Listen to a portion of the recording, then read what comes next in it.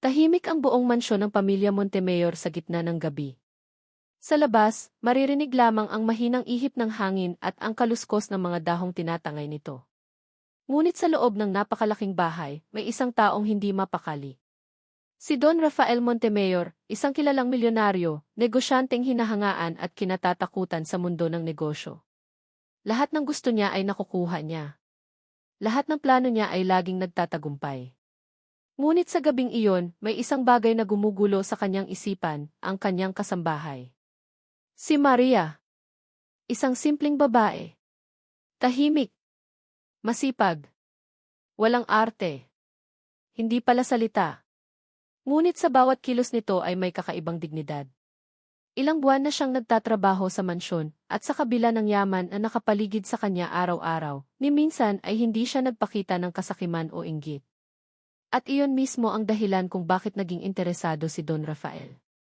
Walang taong hindi natutukso ng pera, bulong niya sa sarili habang nakatingin sa salamin sa kanyang opisina. O baka meron nga? Yan's plano ng milyonaryo. Sa ilalim ng mansyon, naroon ang vault, isang napakalaking silid na gawa sa bakal at teknolohiya. Doon nakatago ang milyon-milyong salapi, alahas, mahahalagang dokumento, at mga lihim na hindi dapat makita ni numan. Alam iyon ng lahat ng kasambahay. Ngunit may isang mahigpit na utos si Don Rafael. Walang sinuman ang bababa rito. Ngunit sa gabing iyon, sinadya niyang iwanang bukas ang vault. Walang alarma. Walang bantay. Walang kamera na gumagana. Isang bitag. Gusto niyang malaman kung sino ang totoo at sino ang may tinatagong pagnanasa. At higit sa lahat, gusto niyang subukin si Maria. Isang ordinaryong araw din ay Maria. Maaga pa lamang ay gising na si Maria. Tulad ng dati, naglinis siya ng sahig, naghanda ng almusal, at inayos ang mga silid. Wala siyang ideya sa plano ng amo niya. Lumaki si Maria sa probinsya. Anak ng magsasaka. Maaga siyang namulat sa hirap ng buhay. Natutunan niyang pahalagahan ang bawat sentimo, hindi para magpayaman, kundi para mabuhay ng marangal. Basta marangal ang trabaho, hindi kailangang ikahiya, palaging paalala ng yumaong ama niya. Habang nagwawalis siya sa hallway na papunta sa basement, napansin niya ang isang bagay na hindi niya kailanman nakita noon. Bukas ang pinto ng vault. Tumigil ang kanyang pagwawalis. Nanlaki ang mga mata niya. Ang gitukso. Unti-unti siyang lumapit. Hindi niya sinasadyang silipin, ngunit nandoon na siya. At sa isang iglap, nasilayan niya ang hindi niya kailanman inakalang makikita. Mga bungkos ng salapi. Gintong alahas. Mga relo na mas mahal pa sa buong baryo nila. Mga dokumentong may pirma ng malalaking tao sa bansa. Napahawak siya sa dibdib. Diyos ko, mahinang bulong niya. Sa isang iglap, pumasok sa isip niya ang lahat ng problema niya sa buhay. Ang inang may sakit. Ang kapatid na gustong mag-aral. Ang utang na pilit niyang binabayaran buwan-buwan. Isang hakbang lang. Isang kamay lang. Isang sobre lang ng pera. Walang makakaalam. Walang makakakita. Yan nakamamasid. Sa itaas ng mansyon, tahimik na nakaupo si Don Rafael sa harap ng monitor. Bagamat patay ang ilang kamera, may isang lihim na kamera na siya lamang ang nakakaalam. At malinaw niyang nakikita si Maria. Kumunot ang noo niya. Ngayon natin malalaman, malamig niyang sabi. Lene decision. Matagal na nakatayo si Maria sa harap ng bukas na vault. Nanginginig ang kamay niya. Ramdam niya ang bigat ng tukso, hindi dahil sa luho, kundi dahil sa pangangailangan. Ngunit biglang pumasok sa isip niya ang mukha ng ama niya. Mas mahalaga ang dangal kaysa pera. Dahan-dahan siyang umatras. Isinara niya ang vault. At umiyak. Hindi dahil sa panghihinayang, kundi dahil sa pagiging totoo niya sa sarili. Hindi inaasahang gagawin niya kay Don Rafael. Nanlaki ang mga mata ni Don Rafael. Hindi siya nagsalita. Hindi siya ngumiti. Hindi siya nagalit. Tahimik siyang tumayo. Hindi ito ang inaasahan ko, bulong niya. At sa sandaling iyon, may bagong plano na siyang binuo, isang planong lubos na magbabago sa buhay ni Maria. Ngunit hindi iyon magiging madali. Hindi niya alam na si Maria ay mailihim ring mas mabigat pa kaysa sa laman ng vault. Nanlambot ang buong katawan ni Maria habang nakatayo sa harap ng opisina ni Don Rafael Montemayor. Tahimik ang paligid, ngunit sa katahimikang iyon ay ramdam niya ang bigat ng tensyon. Parang bawat segundo ay humahaba at bawat hinga niya ay nagiging mas mabigat. Upo ka, malamig na utos ni Don Rafael. Dahan-dahang umupo si Maria sa silyang nasa harap ng mesa. Hindi niya maitaas ang tingin niya. Ang mga kamay niya ay mahigpit na magkahawak sa kanyang palda. Tahimik si Don Rafael. Binuksan niya ang isang folder sa kanyang mesa, kunwari may binabasa. Ngunit ang totoo, inoobserbahan niya ang bawat galaw ni Maria, ang panginginig ng kanyang daliri, ang mabilis na paghinga, ang takot sa kanyang mga mata. Pagkatapos ng ilang sandali, nagsalita rin siya. Maria, may nakita ka bang kakaiba kagabi sa basement? Parang tinamaan ng kidlat ang dibdib ni Maria. Bumilis ang tibok ng kanyang puso. Alam niyang ito na ang sandaling hindi na niya matatakasan. Opo, Don Rafael, mahinang sagot niya. Tumigil ang kamay ni Don Rafael sa pagpihit ng pahina. Ano ang nakita mo? Huminga ng malalim si Maria. Bukas po ang vault. Hindi kumurap si Don Rafael. At ano ang ginawa mo? Saglit na pumikit si Maria. Sa isip niya, tinanggap na niya ang anumang kaparusahan. Mawawala man ang trabaho niya, basta't malinis ang konsensya niya. Isinara ko po, diretso niyang sagot. Wala po akong kinuha. Ni hindi ko po hinawakan. Yan lo hindi inaasahang tanong. Tumayo si Don Rafael at dahan-dahang lumakad palapit kay Maria. Bawat hakbang niya ay parang nagpapabigat sa dibdib nito. Alam mo ba kung gaano kalaki ang halaga ng laman ng vault na iyon, tanong niya. Opo siguro po milyon-milyon, sagot ni Maria, halos pabulong. Isang sobre lang ng pera roon, sabi ni Don Rafael, ay sapat na para baguhin ang buong buhay mo. Tahimik si Maria. Hindi niya itinanggi iyon. Bakit hindi mo ginawa? Biglang tanong ni Don Rafael, mas mariin na ang tono. Dahan-dahang nagtaas ng tingin si Maria. Kita sa kanyang mga mata ang katapatan, hindi takot. Dahil hindi po iyon sa akin, sagot niya. At dahil ayokong ipagpalit ang dangal ko sa pera. Sa sandaling iyon, may kung anong gumalaw sa loob ni Don Rafael, isang pakiramdam na matagal na niyang hindi nararamdaman. Isang lihim disi pagsubok. Umupo muli si Don Rafael at sumandal sa kanyang upuan. Ilang segundo siyang nanahimik bago muling nagsalita. Alam mo ba, Maria, sabi niya, marami na akong nasubok na tao. Mga empleyado, kaibigan, kahit kamag-anak. Tumigil siya saglit. Halos lahat, bumagsak. Napayuko si Maria. Pasensya na po kung nagkamali po ako. Huwag kang humingi ng tawad, putol ni Don Rafael. Dahil kung may dapat mang humingi ng tawad, ako iyon.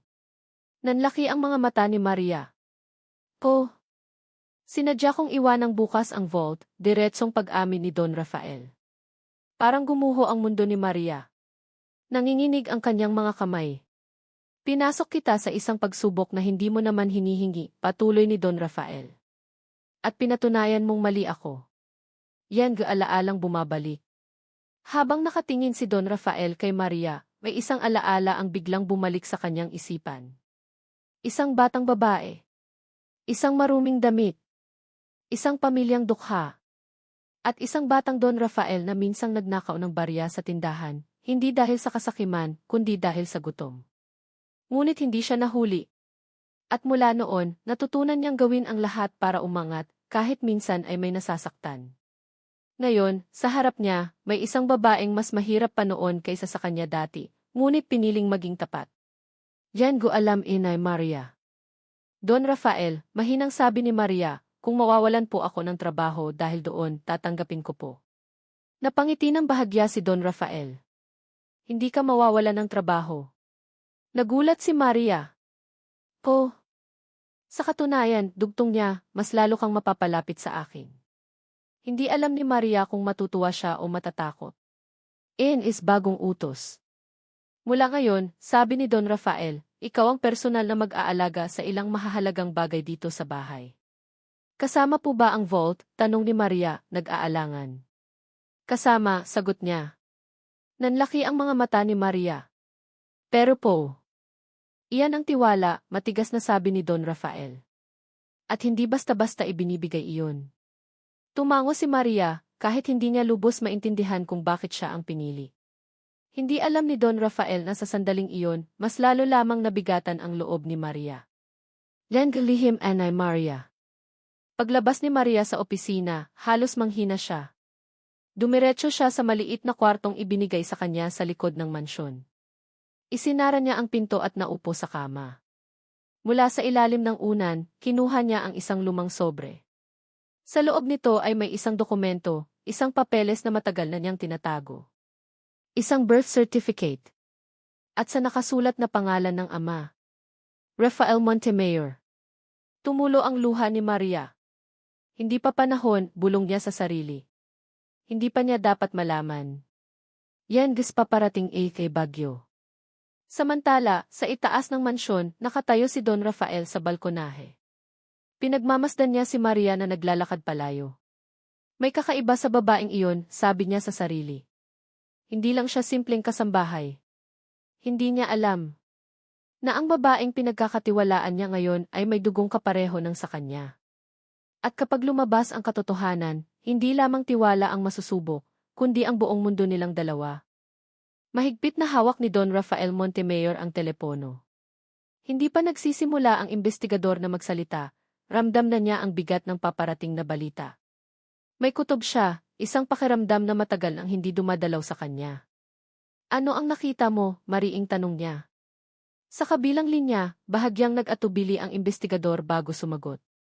Sir, si Maria po ay hindi basta karaniwang kasambahay. Tumalim ang mga mata ni Don Rafael. Magpaliwanag ka. May mga dokumento po akong nahanap. Lumaki po siya sa probinsya.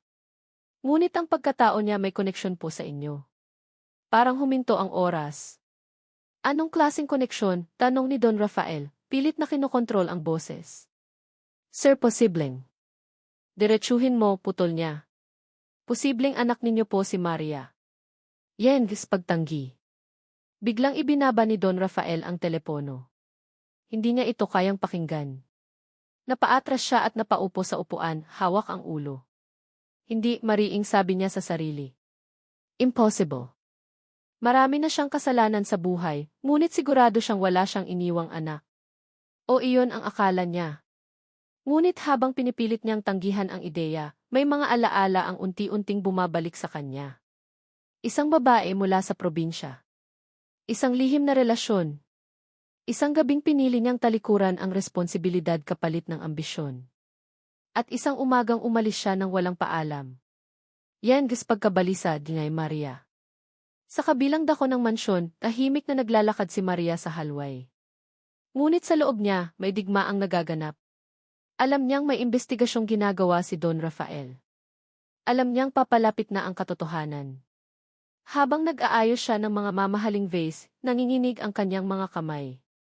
Kapag nalaman niya, bulong niya sa sarili, ano ang mangyayari sa akin? Hindi siya natatakot mawalan ng trabaho. Ang kinatatakutan niya ay ang posibilidad na tuluyang masira ang lalaking matagal na niyang minahal, hindi bilang ama, kundi bilang isang taong hindi niya kailanman nakilala. Yan pagtitipon. Kinahapunan, ipinatawag ni Don Rafael ang lahat ng kasambahay sa living room. Tahimik silang nakahanay, walang ideya sa kung anong mangyayari. Si Maria ay nakatayo sa dulo. Hindi siya makatingin sa amo niya.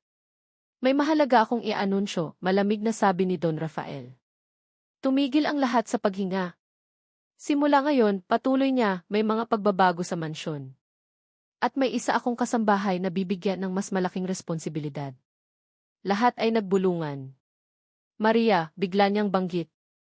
Nanlaki ang mga mata ng lahat. Lalong nanigas si Maria. Lumapit ka, utos ni Don Rafael. Dahan-dahan siyang lumakad papunta sa harapan.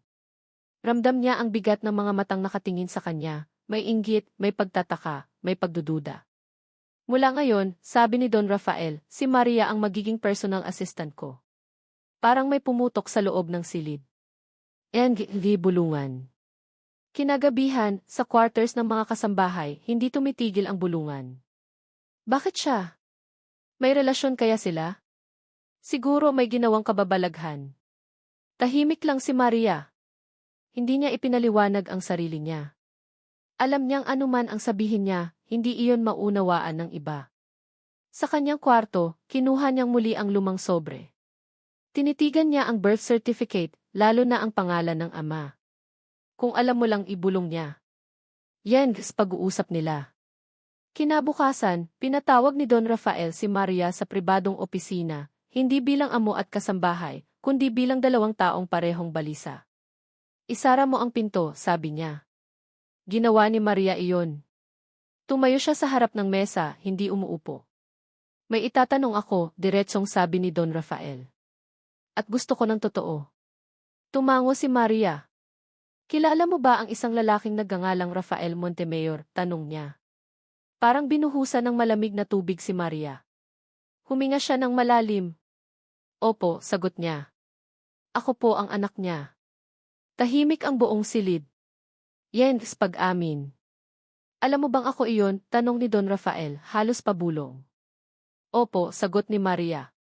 Matagal na po. Bakit hindi mo sinabi? Nanginginig ang boses niya. Dahil hindi po ako pumasok dito para humingi ng pera, sagot ni Maria. Hindi rin po ako nandito para sirain ang buhay ninyo. Lumapit si Don Rafael sa bintana. Pinagmasdan niya ang malawak na lupain ng mansyon, lahat ng kayamanang pinaghirapan niya. At ang vault, tanong niya. Alam mo bang sa akin iyon? Opo, sagot ni Maria. Pero mas mahalaga po sa akin ang dangal kaysa sa dugong nag-ugnay sa atin. Pagguho. Hindi na napigilan ni Don Rafael ang sarili niya. Bumagsak siya sa upuan, hawak ang mukha. Pinabayaan kita, sabi niya. Pinabayaan ko kayong mag-ina. Hindi ko po kayo sinisisi, sagot ni Maria. Natuto akong mabuhay nang wala kayo. Mas lalong sumakit iyon kay Don Rafael kaysa anumang paratang. Pa siya. May isang bagay akong kailangang gawin, sabi ni Don Rafael, matapos ang mahabang katahimikan. Ngunit hindi ko alam kung mapapatawad mo ako. Tumingin si Maria sa kanya. Hindi ko po alam kung kaya ko. Pero handa po akong subukan. Tahimik ang buong opisina ni Don Rafael Montemayor habang nakapatong sa mesa ang makapal na folder na dala ng abogado. Parang mas mabigat pa iyon kaysa sa milyon-milyong perang laman ng vault. Nakatayo si Maria sa gilid, hindi alam kung upo ba o mananatiling nakatayo. Pwede ka nang maupo, mahinang sabi ni Don Rafael. Umupo si Maria, ngunit nanatiling tuwid ang likod. Handa siya, anumang mangyari. Sir, wika ng abogado, kumpleto na po ang dokumento. SAG verification, birth records, at affidavits. Parang may humigpit sa dibdib ni Don Rafael. Sigurado ka? Tanong niya. Opo, sagot ng abogado. Walang duda. Si Maria Montemayor ay legal ninyong anak. Yan katotohanang isils papel. Ibinukas ng abogado ang folder. Isa-isang inilatag ang mga dokumento sa mesa. Tinitigan iyon ni Don Rafael, ngunit parang lumalabo ang paningin niya. Pwede na po itong ihain sa korte, dagdag ng abogado. Pero nasa inyo po ang desisyon. Tahimik si Maria. Hindi siya nagsalita. Hindi siya humiling. Hindi siya humingi ng anuman. At doon lalong nabagabag si Don Rafael. Pwede mo na kaming iwan sandali, sabi niya sa abogado. Tumango ang abogado at lumabas ng silid. Si Ihu anak. Naiwan silang dalawa. Walang salitang namagitan. Tanging ang orasan sa pader ang maririnig. Bakit hindi mo ginamit ang mga papeles na ito? Tanong ni Don Rafael sa wakas. Isang reklamo lang sa korte babagsak ang mundo ko. Totoo po, sagot ni Maria. Pero hindi ko po gusto ang ganong uri ng hustisya. Kung gayon, anong gusto mo? Tanong niya. Saglit na tumingin si Maria sa sahig bago muling nagtaas ng mata. Gusto ko lang po ng katotohanan. At kung maaari kapayapaan. Napapikit si Don Rafael. Sa unang pagkakataon sa mahabang panahon, wala siyang maisagot. Yan gu anunsyo. Kinabukasan, muling ipinatawag ni Don Rafael ang lahat ng tao sa mansyon, mga kasambahay, administrador, at ilang business partners na naroon sa bahay. May kaba sa hangin. May mga bulong-bulungan na mula pa kagabi. Tumayo si Don Rafael sa harap. May mahalaga akong sasabihin, mariin niyang panimula. Isang katotohanang matagal ko nang tinakbuhan. Napatingin ang lahat kay Maria, na tahimik na nakatayo sa gilid. Si Maria, patuloy ni Don Rafael, ay hindi lamang kasambahay. Siya ay anak ko. Parang may sumabog sa loob ng mansyon. Anak, paano nangyari iyon? Kaya pala di. Nanigas si Maria.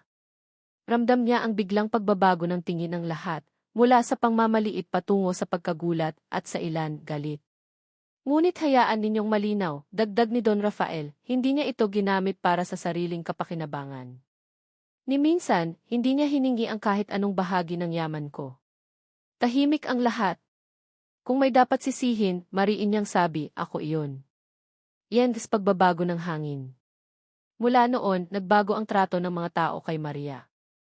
Ang dating mga utos ay naging pakiusap. Ang dating malamig na tingin ay naging pilit na ngiti. Ngunit mas lalong nahirapan si Maria. Sa halip na gumaan ang pakiramdam niya, lalo siyang nabigatan. Hindi ko gusto ito, bulong niya sa sarili habang mag-isa sa hardin. Hindi ko hiniling ang ganitong buhay. And go alok. Isang gabi, pinatawag siya ni Don Rafael sa pribadong sala. May desisyon na ako, sabi niya. Tahimik na nakinig si Maria. Ililipat kita sa isa sa mga ari-arian ko, patuloy ni Don Rafael. Bibigyan kita ng bahay, kotse at buwan ng allowance. Hindi agad sumagot si Maria. At tanong niya kalaunan. At papasok ka sa kumpanya. Bilang Montemayor, dugtong niya. Tumayo si Maria. Pasensya na po, sabi niya. Pero hindi ko po iyon matatanggap. Napakunot ang noo ni Don Rafael. Bakit? Dahil hindi po iyon ang buhay na pinili ko, sagot niya. At ayokong isipin ng mundo na ginamit ko ang pagiging anak ninyo para umangat. Iyan ang pagsubok ng pagmamahal. Lumapit si Don Rafael. Kung ganoon, sabi niya, paano kita magiging ama? Tahimik si Maria. Hindi ko po alam, sagot niya ng totoo. Pero hindi po iyon nabibili. Parang tinamaan si Don Rafael ng matinding katotohanan. Sa buong buhay niya, lahat ng problema ay nalutas niya gamit ang pera, maliban dito. Leno huling gabi, Manson. Kinagabihan, nag-impact si Maria. Hindi niya alam kung mananatili pa siya sa mansyon. Pakiramdam niya, hindi na iyon ang lugar niya. Habang naglalakad siya sa hallway, bigla siyang tinawag ni Don Rafael. Maria. Huminto siya. Salamat, sabi ni Don Rafael.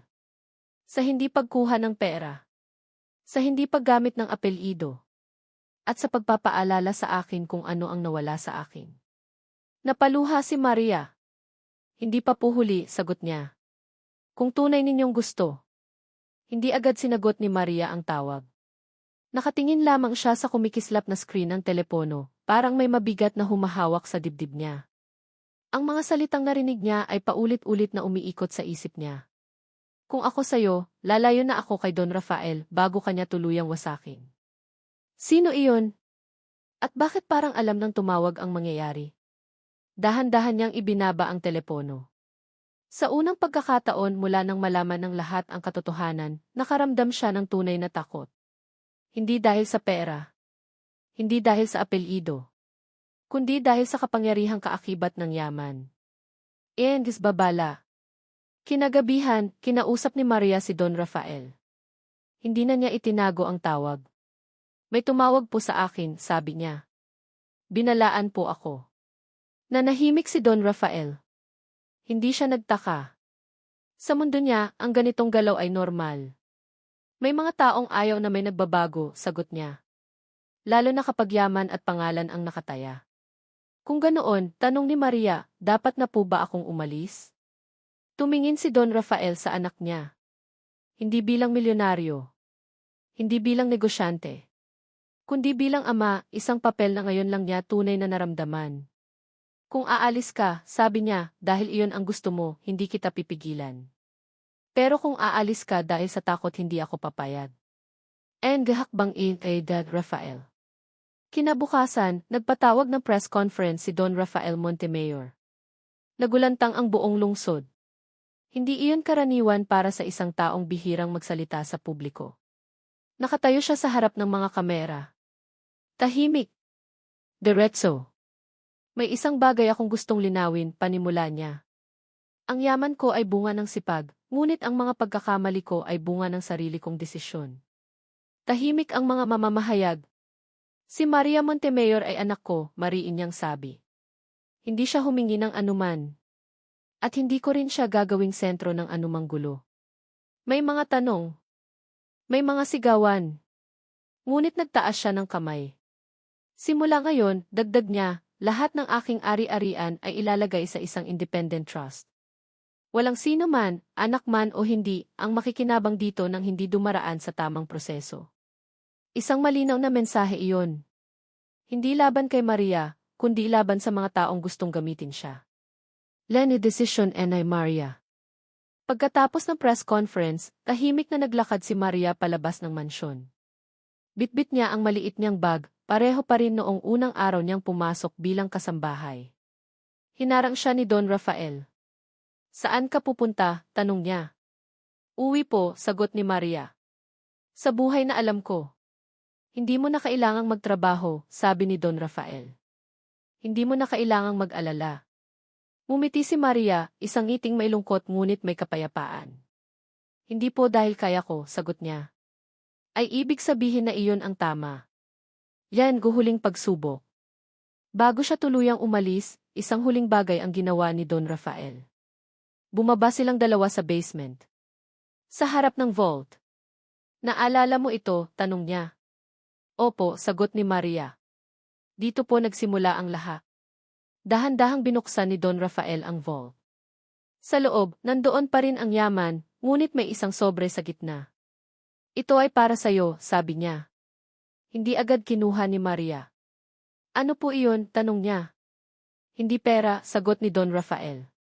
Kundi isang liham ng pag-ako, na sa buong mundo, ikaw ang anak ko. Kahit wala kang kunin, kahit wala kang hilingin. Tahimik na tumulo ang luha ni Maria. Kinuha niya ang sobre. Salamat, sabi niya. Iyan lang po ang kailangan ko. Iyan is bagong simula. Lumipas ang mga buwan. Si Maria ay bumalik sa simpleng buhay. Nagturo siya sa isang maliit na paaralan sa probinsya.